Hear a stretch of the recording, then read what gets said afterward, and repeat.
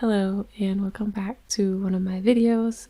For this one, I was so lucky to be sent this newly launched set of 60 acrylic pens from Arrtx for me to try out and to honestly review for you. It was my first time using acrylic pens, but during about the past half a year-ish, I've really been wanting to try them out when seeing them float around on Instagram and such. So I was really happy with the opportunity. And just for a clarification, I was sent these pens for free to make this review, but the video isn't sponsored or anything. So I'll be painting with them in my gray sketchbook, which has 220 GSM and is like a regular mixed media paper. I use it for a lot of my gouache as well because it really makes everything pop.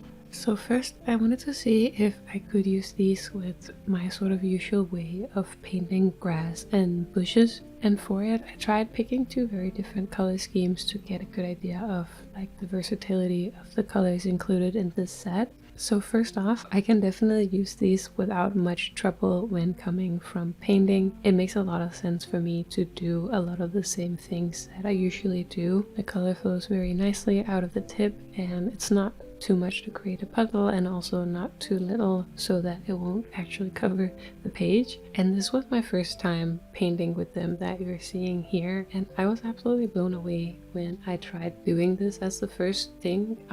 They were so easy to work with for me, and here I just tried blending it with my fingers by going a bit back and forth with the different colors. What I did start to notice here, and what is probably my only sort of downfall for these, is that there weren't that many very dark colors. So I had a bit of trouble getting the dark parts in the grass. As you can see here, it's not a very dark background, and also of course these aren't super detailing brush tips. You can definitely make some pretty thin lines with these, but it takes a bit of practice to make the very thin lines. And lastly, I also tried to make my sort of Ghibli inspired tree, and this also worked pretty well. I probably just need to get a little bit better at blending the colors together, but again, this was my first time trying this at all.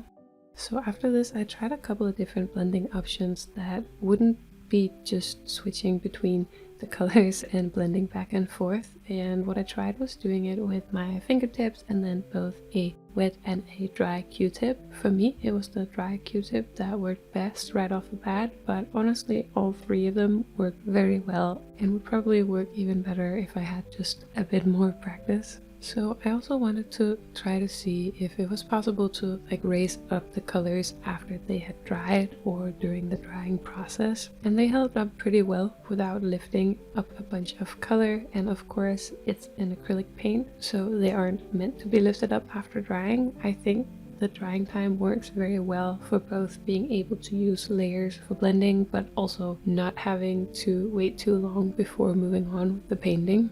I then just tried out another piece of painting a tree with some leaves against a flat colored background to use some of the very vibrant colors, and I noticed here that part of the background had dried shiny and part of the background had dried matte, and I think the reason for this is that I didn't shake the pen well enough before starting, which it does say on the pen to do so, so that was my mistake. The shiny part you see is the layer that I put down first, and the matte is where I came back later after having shaken again and painted more with it. So I think that you just need to make sure that you've done that if you're going for the matte finish. I then just sort of tested out a few different simple scenes. I wanted to try out an array of different colors, and of course these aren't exactly my usual styles, so I was also learning quite a bit along the way. And again, my biggest issue was honestly just not having a darker green color.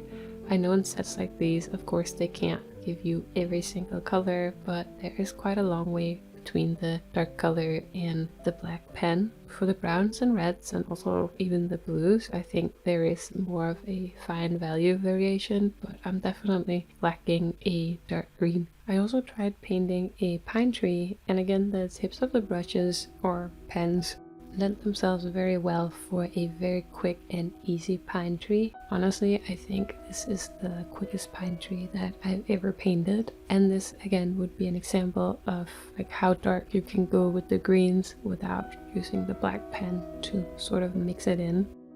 I really like how the tree turned out and like how fast it went.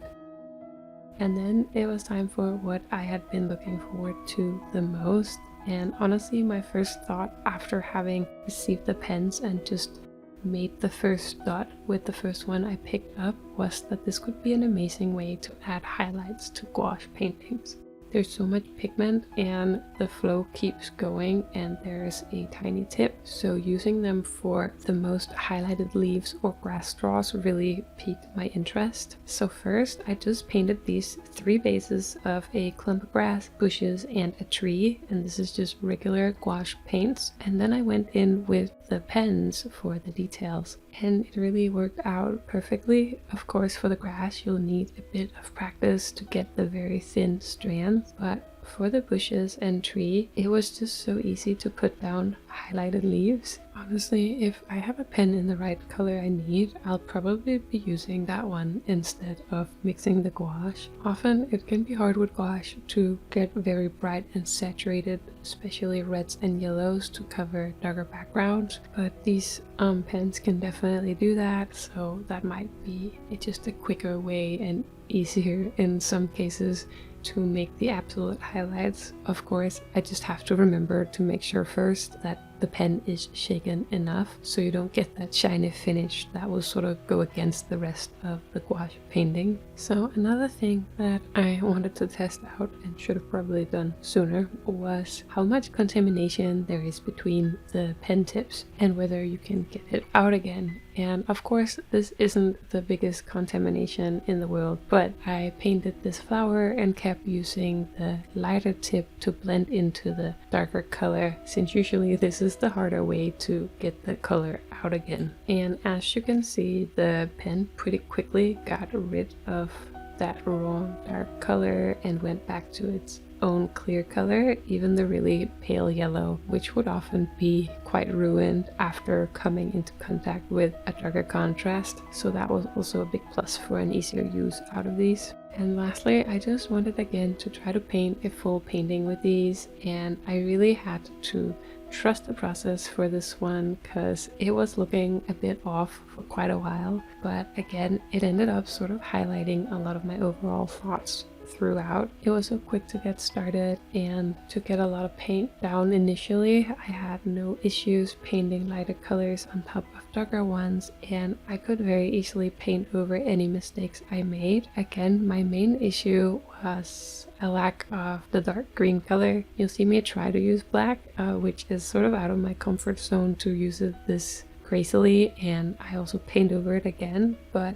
there are definitely other styles where this would be just perfect, but for me it was a bit hard to work with without really learning to change my style. But it was really fun to try to play with this. Just don't expect a masterpiece from what you're seeing right now. And I'm still so glad to have been gifted these. I'm really excited to be able to use them for highlights especially, and also I feel like there are so many possibilities to paint on other stuff like gifts, or to make quick thumbnails for practice without having to start getting your paints out to mix them. And actually, since recording this, I kept wanting to try more things with these. I actually painted this video in 3 different sittings just because I kept wanting to try more stuff out with them, and I tried using them on a couple of old Christmas ornaments that you're seeing here. And for the blue one I covered everything with just the markers, and then for the white one the base layer of white was acrylic paint from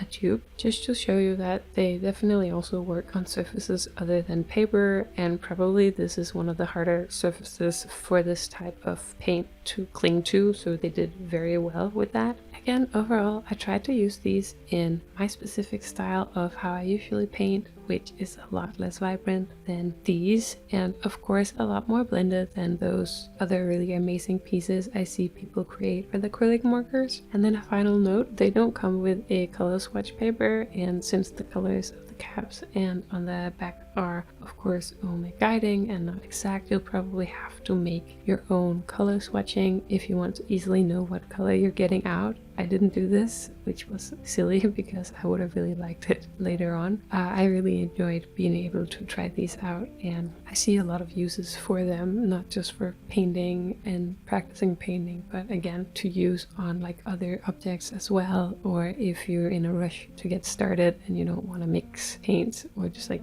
get the paint out and the water out and whatever your setup is. My only real sort of issue were the lack of a particularly green dark color, but there are of course ways around that. Thank you so much for watching this. I hope that it was informative to you, and I have links to these in the description of course, and if you're catching this video newly uploaded, there will also be sales on them, so check it out if you want to, and then hopefully I will see you in my next video. And of course, thank you so much Arrtx for sending me these and wanting me to try them out. It was a lot of fun.